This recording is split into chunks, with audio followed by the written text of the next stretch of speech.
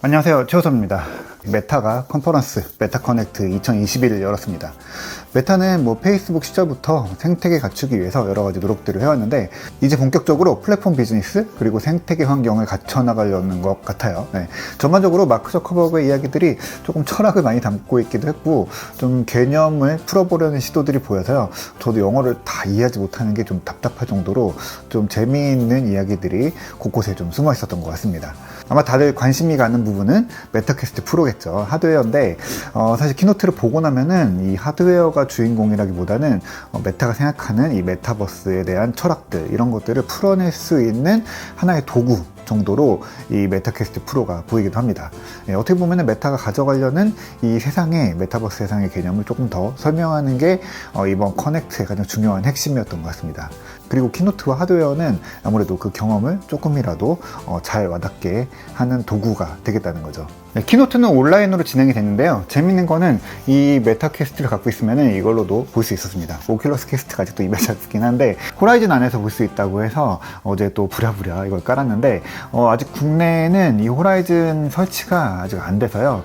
정식적으로는 못 보고요. 어떻게 해서 네, 설치해서 들어왔었는데 진짜 이벤트가 열리는 행사장 같은 분위기도 나고요. 키노트장은 또 극장의 느낌이었는데요. 단순히 스크린만 보는 게 아니라 마크 저커버그가 아바타로 나와서 무대에 나와서 직접 이야기를 하기도 합니다.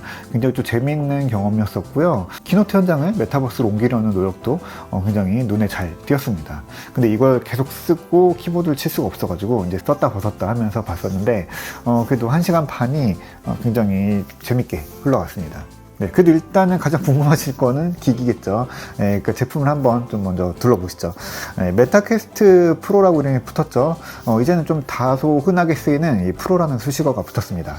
한마디로 이걸로 일을 하고 돈을 벌 수 있는 생산성을 높일 수 있는 그런 기기로 만들겠다는 거죠.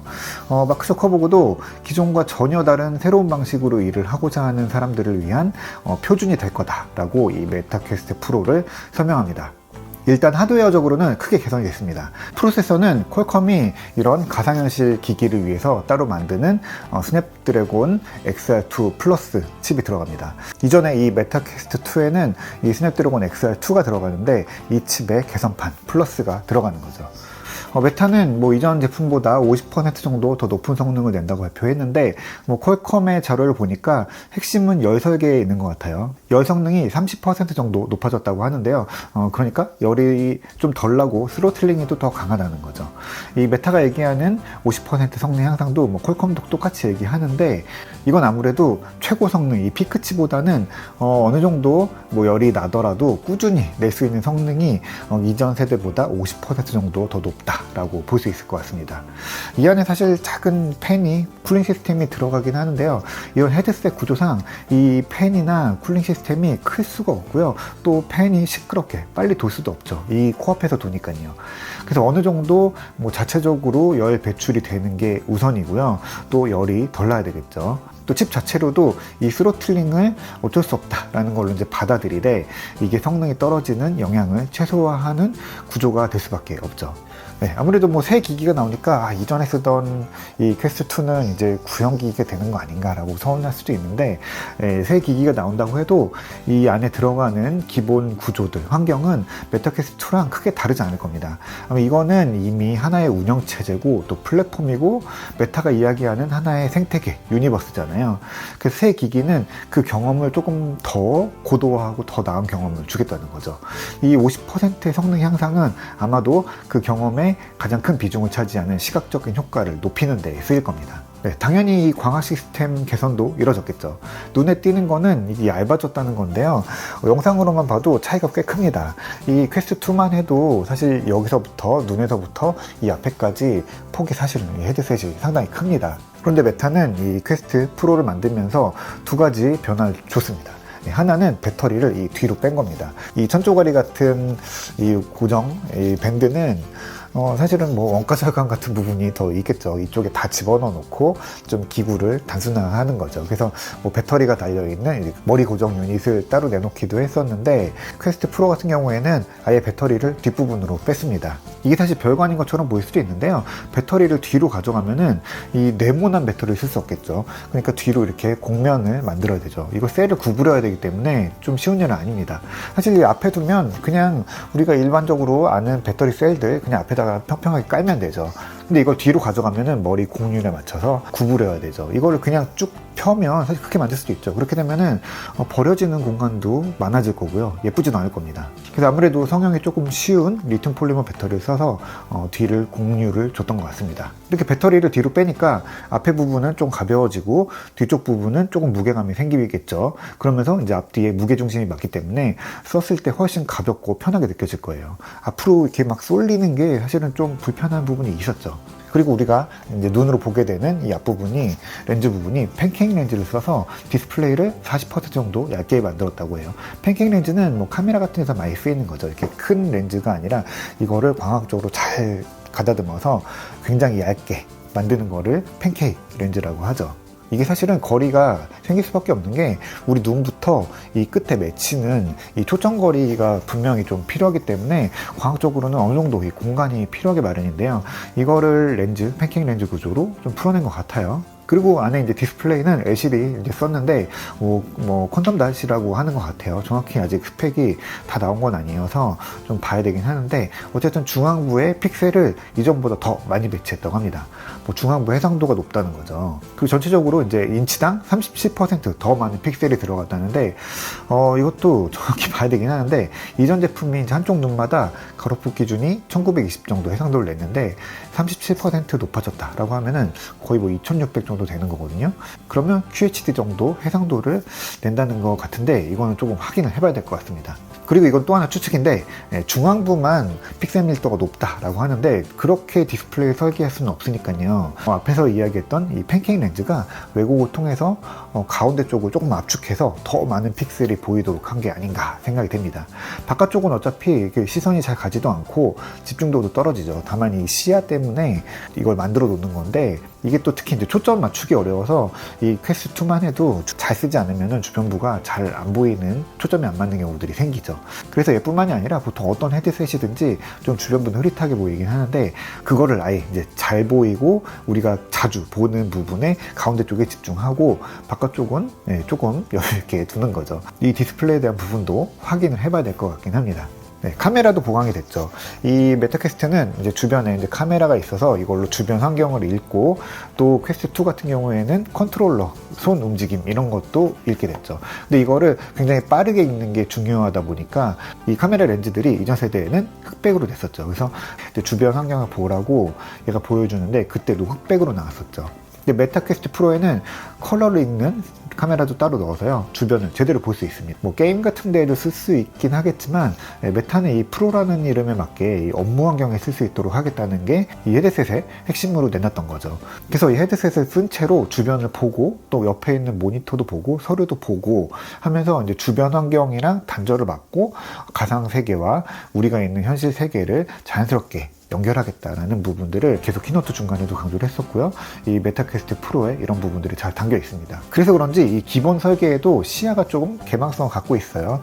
이게 아마 퀘스트2랑 가장 다른 부분일 것 같아요.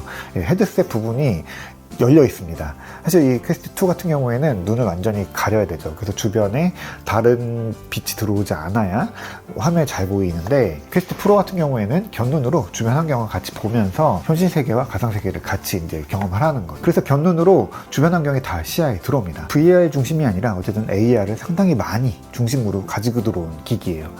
쓰고도 주변을 봐야 하는 일들이 많이 있다라는 것을 받아들이는 겁니다.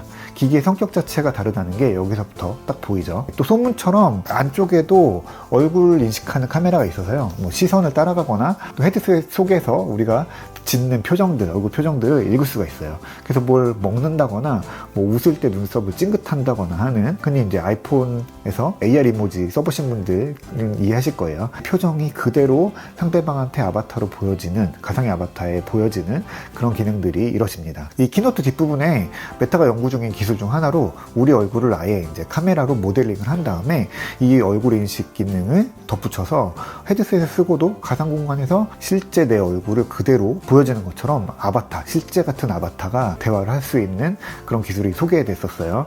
충분히 기술적으로는 가능한 일이라고 봅니다. 그런데 메타는 이게 이제 프라이버시랑 연관이 있다고 해서 좀 고민을 이야기하긴 합니다. 아무래도 남이 내 얼굴을 가지고 가상 공간에 나타날 수도 있고요. 또 누군가의 얼굴을 몰래 이제 학습해서 다른 사람을 사칭하고 다닐 수도 있겠죠. 이 메타버스 세계의 좀 무서운 점 중 하나가 바로 이런 부분이죠. 그리고 컨트롤러는 완전히 독립기기로 바뀌었습니다.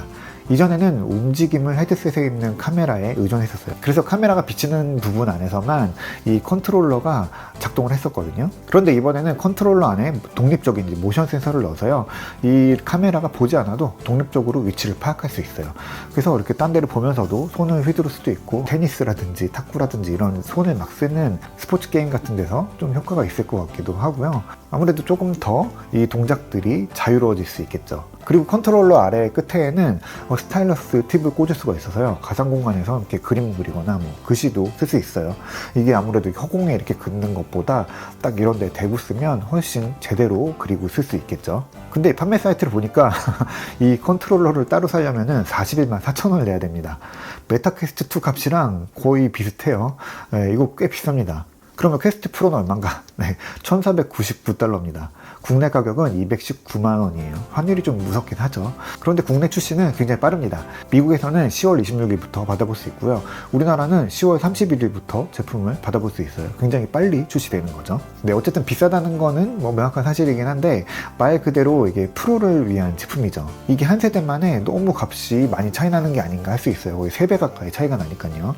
그런데 이 퀘스트 2랑은 분명히 성격이 다른 기기이고요. 메타는 이 퀘스트 2를 단종시키지 않고요. 이건 일반 소비자용, 또 캐주얼한 용도로 쓰라고 계속 이제 판매를 하고, 프로는 그 이상의 경험을 원하는 시장을 노리는 걸로 계속 이 두 제품을 가지고 갑니다. 이게 전 세대, 다음 세대가 아니라 이 기본 모델 그리고 상위 모델로 나눠서 가져가는 거죠. 이게 할 수 있는 일의 차이보다는 경험의 차이를 갈라놓는 식인 거죠. 어쩌면은 퀘스트 2를 대신하는 퀘스트 3가 나오는 것보다 이게 훨씬 나은 전략이라고 봅니다. 그리고 기기의 성능이 아직 괜찮다는 평을 받고 있으니까 이 기기를 또 새로 자주 바꾸는 것보다는 하나로 통일성을 주면은 소프트웨어 생태계에서도 이 기기에 대한 스펙을 최적화를 잡기가 쉽겠죠. 콘솔 게임기를 생각해 보시면 비슷할 겁니다. 그러면서 더 나은 경험을 원하는 사람들을 위해서 상위 기기를 두는 게 바로 이번 전략이고요. 그런데 사실 이 기기보다 더 중요한 것들이 발표가 많이 됐습니다. 파트너십에 대한 건데요. 기기가 신기한 거는 알겠고 그걸로 뭘 할 수 있느냐에 대한 고민인 거죠. 마크 저커버그도 발표에서 이제 메타버스의 미래, 비전에 대해서 꽤 오랜 시간을 할애해서 계속 이제 강조하면서 이야기를 했거든요. 그러면서 이제 파트너십의 중요성, 이 생태계의 중요성을 계속 강조했었죠. 일단 오토데스크는 CAD 설계 모델링을 퀘스트를 볼 수 있도록 하겠다라고 발표를 했고요. 어도비도 3D 모델을 직접 보고 작업할 수 있는 뭔가 내놓겠다라고 공개됐습니다. 그리고 또 하나가 이제 마이크로소프트인데 정말 깜짝 등장이었습니다. 네, 사티아 나델라 마이크로소프트 CEO가 키노트에 나와서 메타와 대대적인 협력을 발표하고, 그리고 또 팀즈를 비롯한 마이크로소프트 365를 메타의 이 세계 안에, 호라이즌 세계 안에 가지고 들어가겠다고 발표를 했습니다. 네, 마이크로소프트 얘기가 나왔으니까 가격 이야기랑 약간 맞물려서 보면은, 또 이게 다르게 보면은 이 퀘스트 프로는 VR보다는 AR이 조금 더 중심에 들어온 기기라고 아까 말씀드렸죠. 그러니까 이거는 복합 가상현실, MR이라고 부르는 그 기기에 좀 더 가깝고요. 이걸 떠올리면은 500만원 좀 넘는 홀로렌즈랑 비교하게 되죠. 사실 마이크로소프트는 이 MR 시장을 오래전부터 열심히 잘 열어놓고요.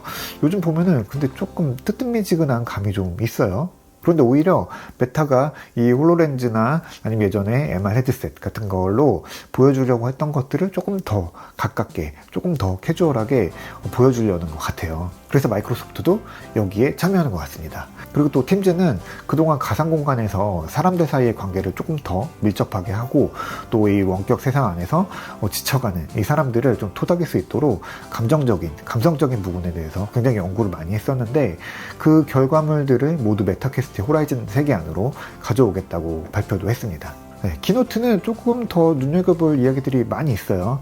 사실 메타버스는 아직도 굉장히 좀 모호한 개념이고요. 단순한 이 가상세계라고 설명하기는 좀 어렵습니다. 이번 메타 키노트도 좀 그렇게 읽혔어요. 기기가 중요한 게 아니라 어떤 기기로든지 그 사람과 사람이 만나는 감성적인 부분이 더해져야 된다라는 부분들을 계속 강조했습니다.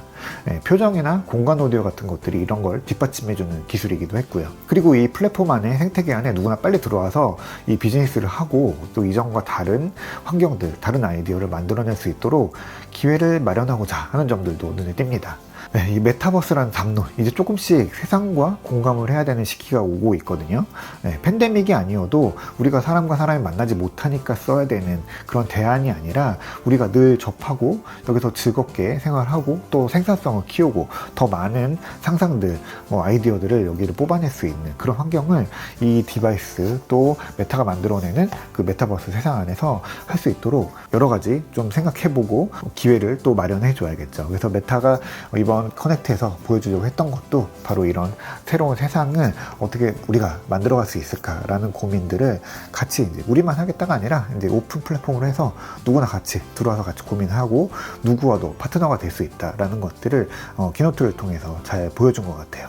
네, 메타퀘스트 프로, 저도 사실 이 퀘스트 2를 한동안 재밌게 쓰다가 요즘에 좀 안 쓰고 있었는데 퀘스트 프로를 보니까 이걸 쓰고 정말 일을 할 수 있을까? 라는 생각을 좀 해보긴 했는데 기기가 또 금방 나온다고 하니까 또 확보할 수 있으면 또 기기를 구해서 또 이야기를 해보도록 하겠습니다. 오늘 이야기는 여기까지 할게요.